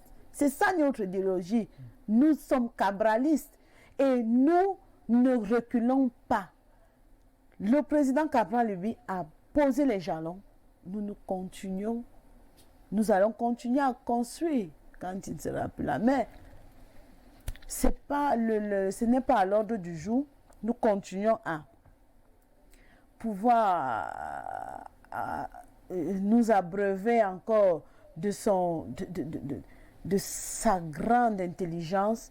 Nous continuons à pouvoir nous inspirer de ces... Parce qu'il faut avouer qu'il a une expérience politique qu'il a construite quand même depuis 14 ans. Alors, si vous avez construit votre expérience sur 14 ans, ce n'est pas... On ne peut pas balayer d'un revers de la main ce que vous allez dire. Que pensez-vous de ceux qui pensent que votre formation politique existe politiquement parce que finalement, ce parti a bénéficié du rejet des candidatures de l'UPC? Franchement, cette histoire me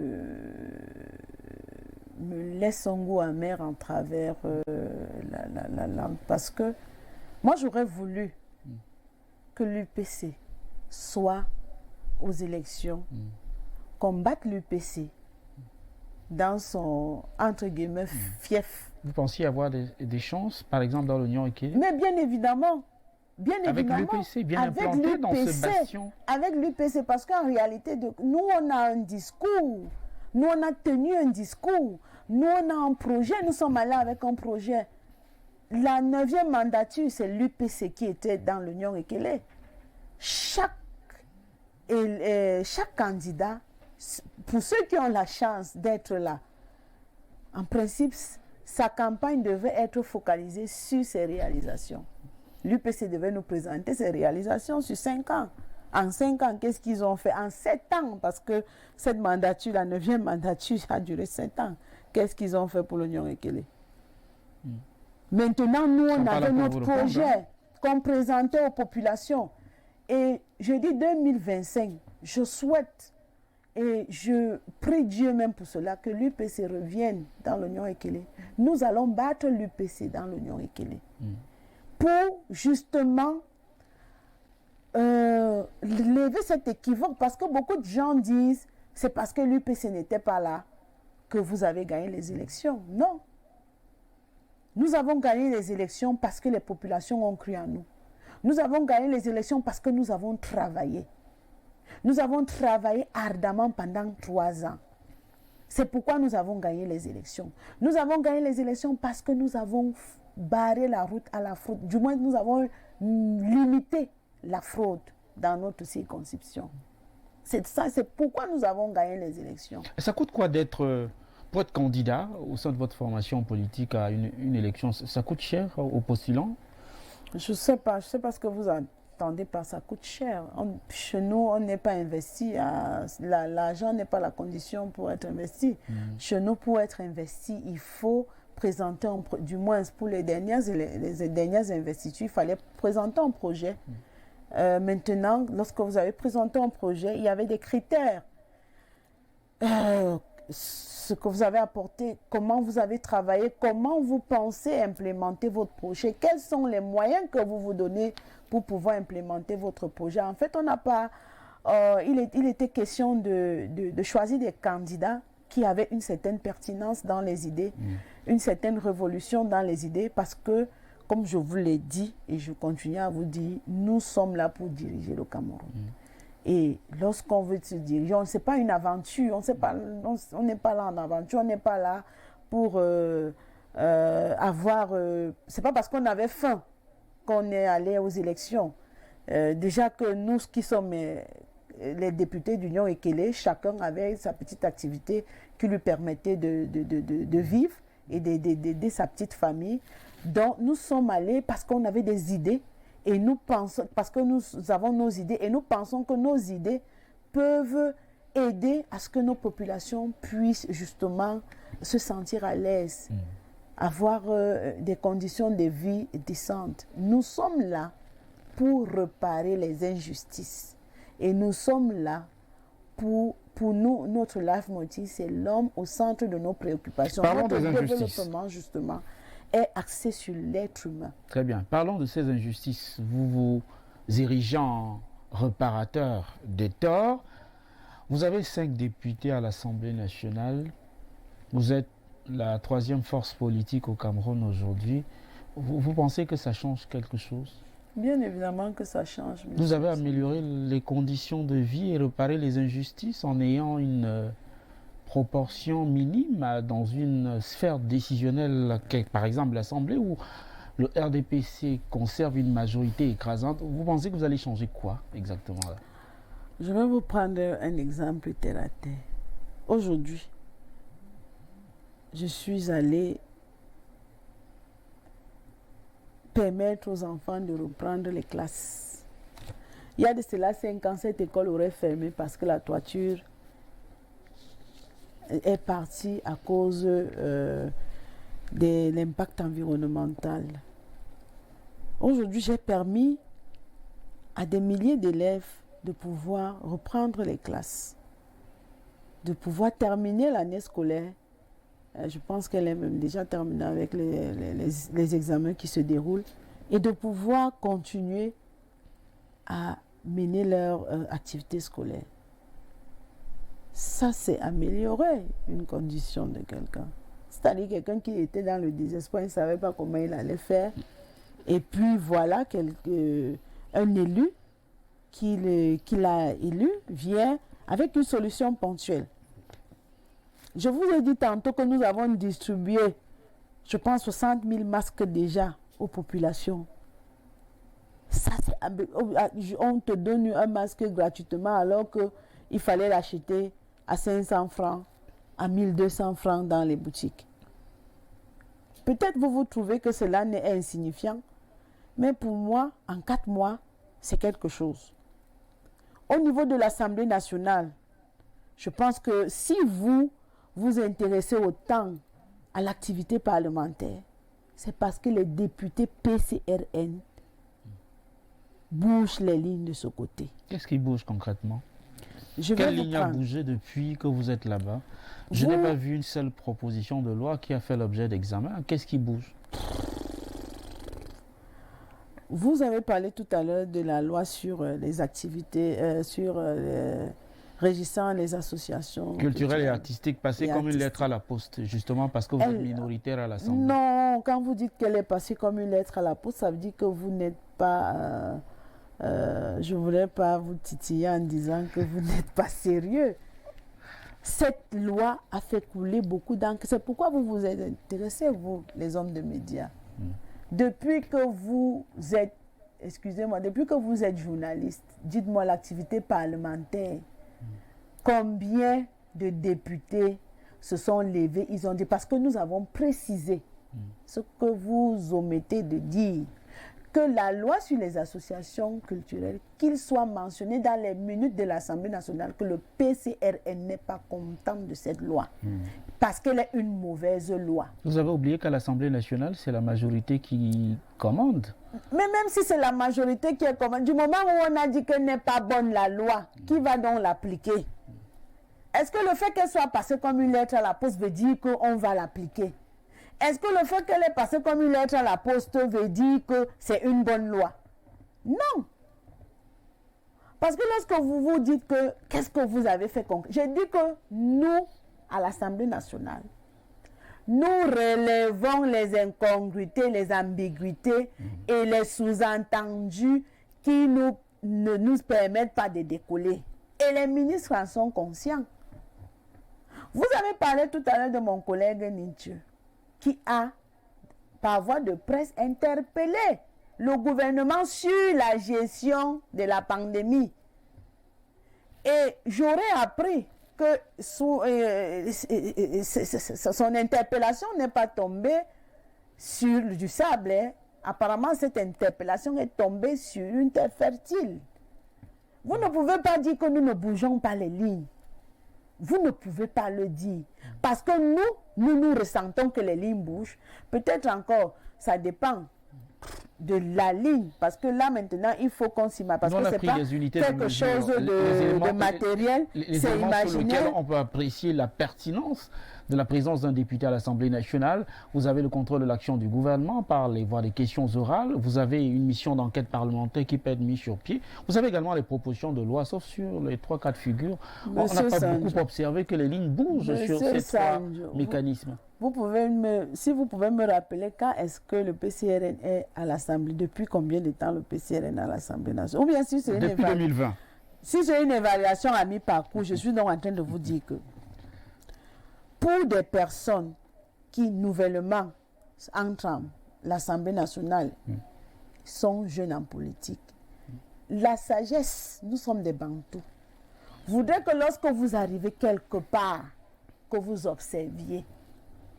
Lorsque vous avez eu le temps d'observer et de vous imprégner, maintenant donc vous décollez. Monsieur Sandio, appelez-moi ici en 2023. Dites-moi que maintenant donc je veux faire une évaluation du travail parlementaire que vous faites. Encore que le travail, pourquoi je suis payé chaque fin de mois à l'Assemblée nationale, je le fais. Le travail, pourquoi je suis à l'Assemblée nationale par rapport à ma population, je le fais. Je vous mets à défi, allez dans l'Union Ekele. Allez écouter les populations que je représente. Le retour de ce que je fais pour elles.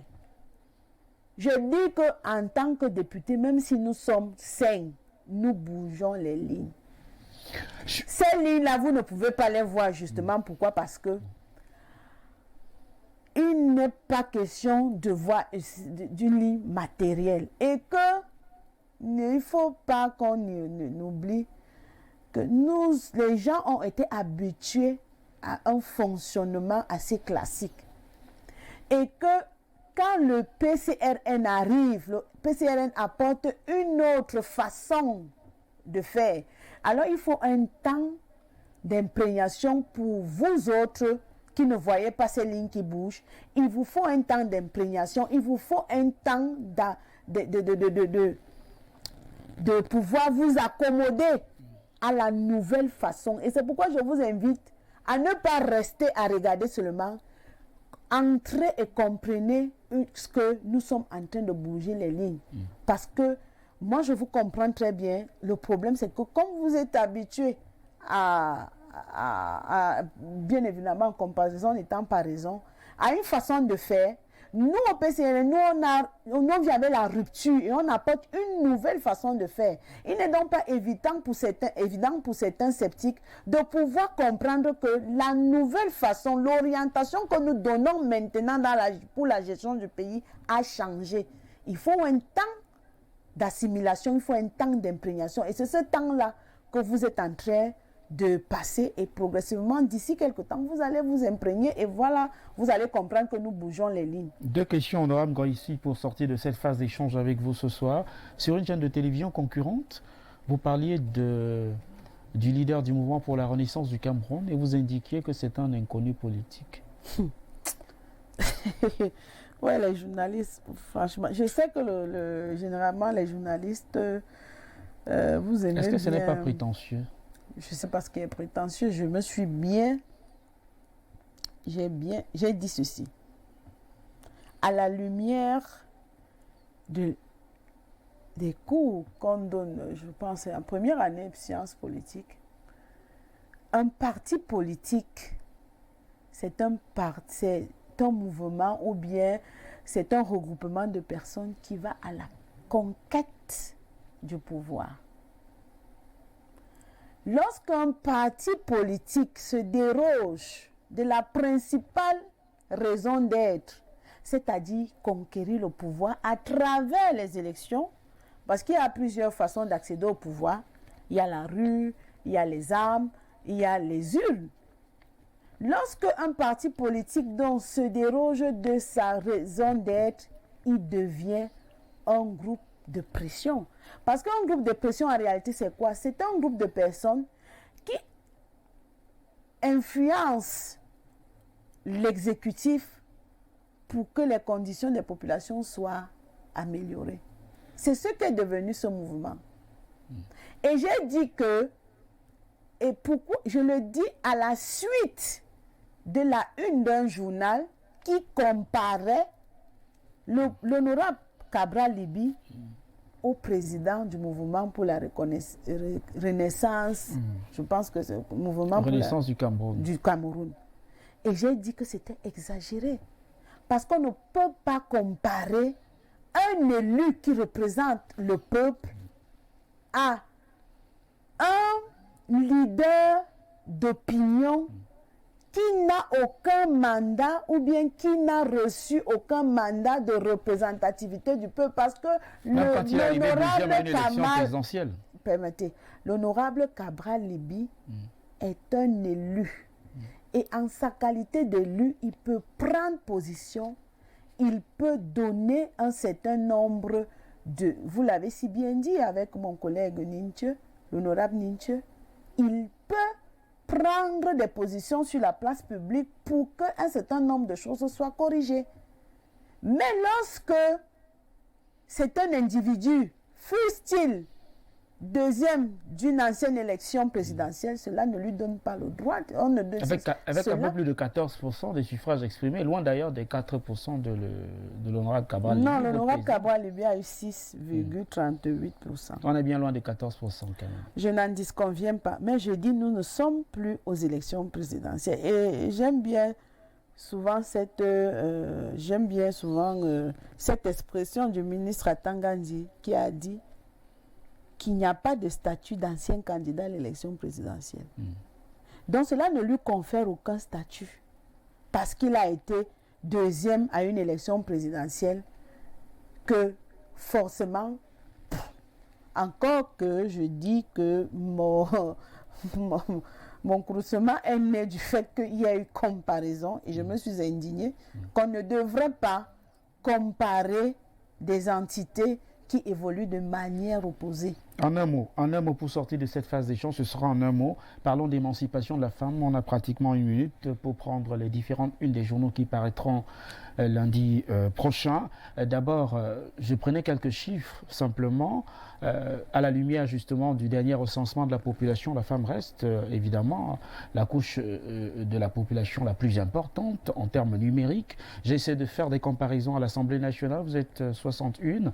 Au niveau du Sénat, à peine 20 sur 100 députés, 61 sur 180 députés, une vingtaine de municipalités sont contrôlées par les femmes sur 360 environ. Ces chiffres-là ne sont pas suffisamment évocateurs de ce que les femmes n'ont pas pris conscience de leur pouvoir? Bien évidemment, hier encore, j'ai animé une conférence du côté de Douala sur l'ascension de la femme en politique. Et je me posais bien la question, qu'est-ce qui coince? Je crois que la femme n'a pas encore pris conscience du potentiel qu'elle a.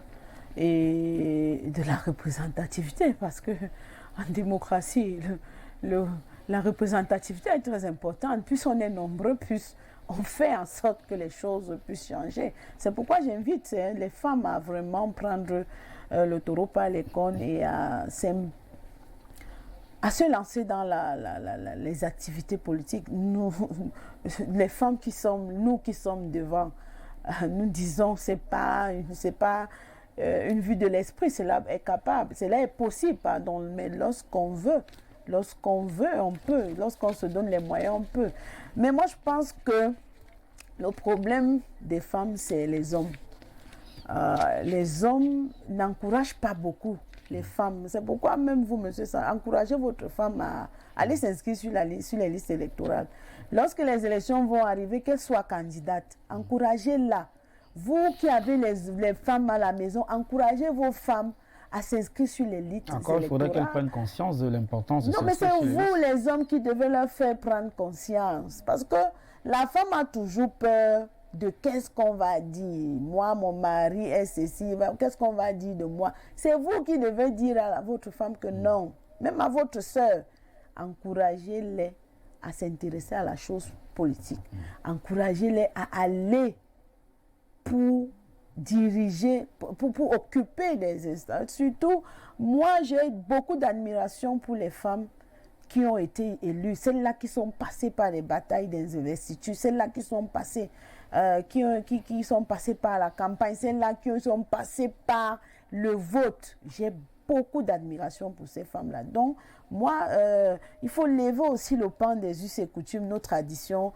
Nous sommes dans des sociétés patriarcales. Il faut donner les moyens aussi aux femmes de pouvoir s'exprimer. Mais moi, je dis, il revient aux hommes, c'est aux hommes qui revient ce devoir de permettre à la femme de s'émanciper politiquement. Et que les hommes n'aillent pas toujours croire que la femme, on a souvent l'habitude, c'est un sexe faible. Mais non, moi je dis la femme n'est pas un sexe faible, tout au contraire. La femme ne perçoit pas souvent rapidement ses atouts, parce que lorsqu'une femme perçoit ses atouts, alors il n'y a généralement pas de concurrent.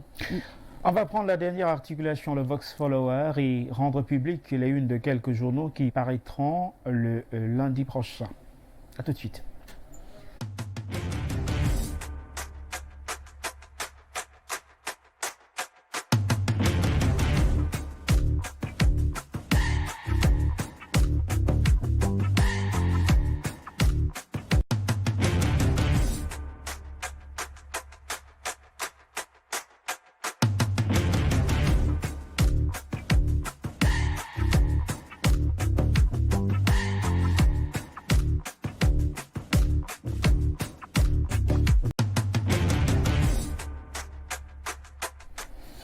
Alors, honorable Roland Dadel-Ngoïsi, on va prendre quelques réactions très rapidement. Bonsoir, je suis élève en classe de première à 4 au lycée des ECA. Le PCRM me donne l'envie de faire la politique dans l'avenir. C'est Bondé depuis EZECA qui nous a écrit ce message. Je vais prendre un deuxième message. Bonsoir, honorable.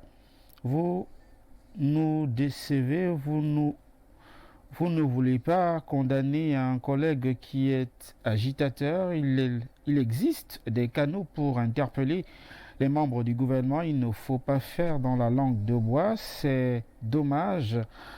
Un bazo du Camer qui vous a écrit ce message. Je peux répondre. Allez-y, réagissez. Il faudrait que je précise que l'Assemblée nationale a un règlement intérieur.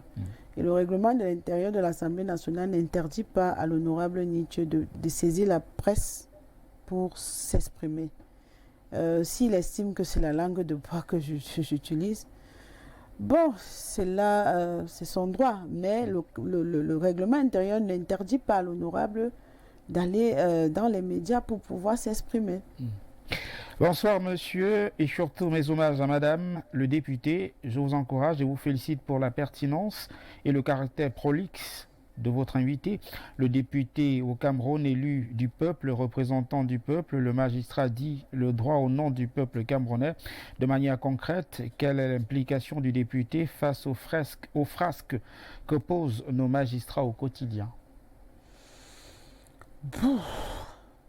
C'est les questions de justice, ce sont un peu comme les questions économiques au Cameroun, sont un peu comme les questions de santé. C'est un mal profond qui faille saisir par la racine pour pouvoir corriger cela. Et c'est pourquoi je pense que, et moi je le dis, vraiment j'insiste sur le fait que ceux qui nous dirigent n'ont plus rien à prouver et que lorsque le PCRN sera aux affaires, nous allons donner au pouvoir, à la magistrature, la place qu'elle a parce que même quand vous essayez de lire la Constitution, vous voyez bien évidemment que le pouvoir judiciaire est un peu sous-jacent du pouvoir exécutif. Donc, ce sont des problèmes qui se posent. Et mais lorsqu'il y a des comportements assez... mais je ne veux pas dire des scandales. Il y a souvent eu des dénonciations et il y a souvent eu une sorte de remédiation dans deux ou trois cas comme ça. Ce sont des questions qui se posent comme beaucoup de questions se posent au Cameroun. On prend rapidement avec la complicité de la réalisation ce soir la une des principaux titres qui paraîtront le lundi 27 juillet 2020 sur l'ensemble du triangle national. Et on va débuter par la une du journal Mutation qui titre sur les fuites d'épreuves enregistrées dans les filières scientifiques au baccalauréat 2020. Le ministre des enseignements secondaires en sapeur-pompier, c'est le dossier à lire en grande une du journal Le quotidien Mutation. Le soir Hebdo parle de consultation gouvernementale, les pressentis région par région, à la veille du futur remaniement ministériel qui subjugue toutes les attentes du peuple et celles des cercles de décision. Le journal nous propose de revenir sur les profils qui sont proposés dans les 10 régions. C'est une information à lire en grande une de ce journal, le soir Hebdo. Sans détour parle de psychose de remaniement, la guerre des ministrables dans le Béret. C'est sous fond de rivalité feutrée que ce département de la Damawa attend donc son premier membre du gouvernement depuis plus de 30 ans. 3 prétendants pour un fauteuil, c'est l'information qui est à lire en une du journal Sans détour. Que s'est-il passé à la trésorerie générale de Yaoundé vendredi dernier où l'un des bâtiments annexes a été touché, visité par les flammes, selon le communiqué rendu public par l'Argentier national Louis-Paul Motazé. Une enquête est ouverte pour faire toute la lumière sur cet incendie survenu vendredi dernier dans les bâtiments annexes de la trésorerie générale à Yaoundé. Mais le journal Indépendant se questionne sur l'origine de cet incendie. Essentiel parle de soupçons de corruption dans la gestion des fonds liés à la pandémie du Covid-19 et revient sur la communication gouvernementale autour des fonds collectés dans le cadre de la lutte contre ce Covid. Le Premier ministre Joseph John Gouté engage l'opération Transparence. Le gouvernement veut donc tordre le cou à la rumeur. Les chiffres collectés dans le cadre de la lutte contre cette pandémie ont d'ailleurs été publiés par le ministre de la Santé publique. Pile ou face, pour sa part, parle de l'ambiance de fin de règne. L'information qui est à lire en grande une de ce journal revient sur le malaise observé au palais de l'unité du Cameroun. La tornade, pour sa part, titre sur la gestion des fonds liés à la pandémie du Covid-19 et nous propose les preuves qui accablent Malachi, le ministre de la Santé. Éco-Santé, pour sa part, titre sur les raisons de l'introduction du vaccin contre le cancer du col utérus. Selon la une de ce journal, le Cameroun fait donc partie des pays qui sont touchés par le cancer du col de l'utérus chez les femmes. L'information est à lire en grande une de ce tabloïd. En titre du journal Avenir, le centre des urgences de Yaoundé, la rue vers la vie, et l'information qui barre la grande une du journal Avenir, dont on va avoir la une en titre. L'actualité évoquée par nos confrères du journal E-Investigation revient sur la lettre ouverte à Papi Ewoudou et André Noël Essiam par le ministre en charge des Finances du Cameroun. Panel Hebdo, sur sa grande une, revient sur cette altercation qui s'est achevée par un mort sur le macadam. C'était à l'agence fitness de Douala.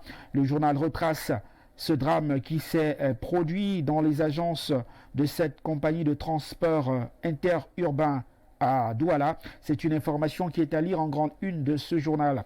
Intégration pour sa part titre sur la commission de la CEMAC. Entendez la commission de la communauté économique et monétaire de l'Afrique centrale en bon ordre de marche et les principaux défis et challenges de cette commission sont évoqués en une du journal Intégration. La tribune du littoral titre sur la mairie de la ville de Douala et nous parle de polémique générale après les nominations de Bassadiné. En effet, le tsunami provoqué par les nominations du maire pionnier de la ville de Douala suscite des commentaires et une vive critique selon l'information qui est à lire en une de ce journal. La nécessité d'un fédéralisme absolu s'oppose avec acuité. C'est l'information qui est évoquée en une du journal Horizon Nouveau qui parle de ce fédéralisme sous le prisme de l'appréciation d'un expert des questions politiques. Mais Yom Saleb, 2 titres sur la gestion des fonds liés au Covid-19. Tout coupable sera donc frappé selon l'information qui est à lire en une de ce journal. À tort ou à raison, des voix de plus en plus persistantes s'élèvent pour décrier la mauvaise gestion des fonds alloués à la crise contre le Covid-19 face à une communauté nationale interrogatrice à cet égard. Le président de la République met en garde. Le journal de Yom Salah en parle dans ses colonnes lundi.